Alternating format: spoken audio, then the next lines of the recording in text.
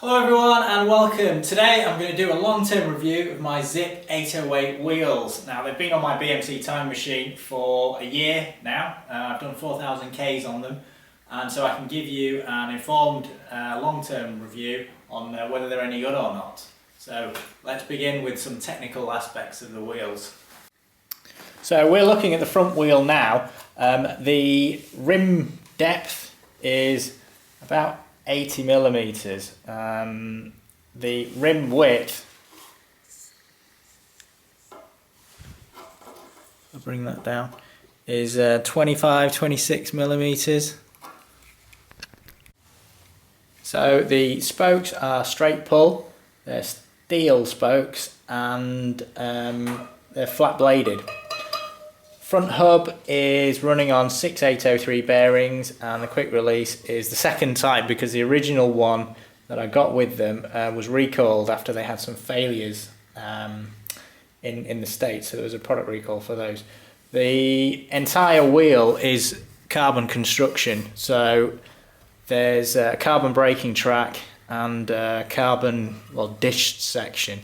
I'd say braking performance for a carbon wheel was actually pretty good. Especially in the wet, you can definitely notice the difference between this and aluminium, but it's not as bad as some other carbon wheels I've used. Stiffness, these wheels are stiff, they're extremely stiff, and I think that's more to do with the level of the dish that and the rim depth that's on this wheel. So there's 80 millimeters. As opposed to a thinner carbon wheel which would place more stress on the spokes. Now, I've never had to true this wheel, the front wheel, and I've never had to true the back wheel, so I'd say wheel construction was very good. So, moving over to the rear wheel is of similar construction to the front wheel, so it's completely carbon. The brake track is also carbon, and the section is the same, so it's 8 centimeters and again 26 millimeters wide for a tyre. This is a 25mm tyre and it fits very well on this rim. I would recommend, if you're going to buy the Zipp 808, that you do go for the 25mm tyres because it works very well. And my front tyre is a 23, and that's because the frame would not take a 25. Wheel construction on this one, the spokes are cross weave. They're still straight pull, so there's no J shape on them, but they're cross laced or cross weaved, and they're slightly longer, the spokes, because of the cross weave pattern. Wheel again is extremely stiff, and I haven't had any problems with braking performance, apart from the brakes on the time machine are rubbish, but that's not really a fault of the wheels. The issues with mounting the tyres, I didn't have any problems. These are Continental tyres, they went on without any hitches. I did have to use valve extenders and put a bit of tape here because they do rattle. Again, not much you can do about that. My only gripe with these wheels, and it's a bit of a big gripe, is with regard to the bearings in both the hub, the wheels, the rear wheel and the front wheel. They're absolute crap, they're rubbish. They didn't last very long. They made a whirring noise and clicking noise. They were rubbish, dreadful bearings.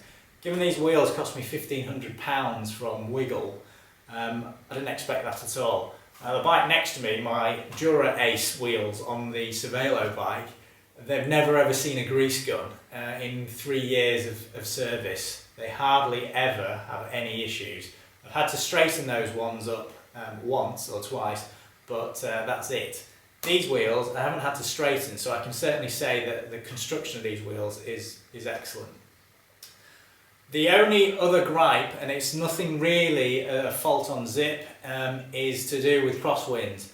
These wheels are supposed to have reduced forces in crosswinds, but it's total rubbish. If you get a crosswind of around 25-30 kilometers per hour, with these wheels, and you come perpendicular onto here, they just act like a sail, and it becomes very, very difficult to control.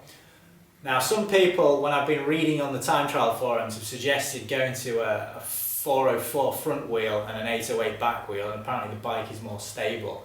I haven't tried that yet because that's an expensive option to do that, but I'm considering it. Overall, I would actually go and buy these wheels again. Changing the bearings for me was not a big issue. I could live with that. It didn't take me very long, and I had the hard way to do it. But for some people, that might put you off. The actual use of these HUX branded bearings that Zipp / SRAM use is absolutely dreadful. It's unacceptable. I don't know how they can get away with it, because they shouldn't be allowed to. So overall, it's a thumbs up from me for these wheels. Thank you very much for watching. It's a bit of a short review this time. Please feel free to subscribe to my channel.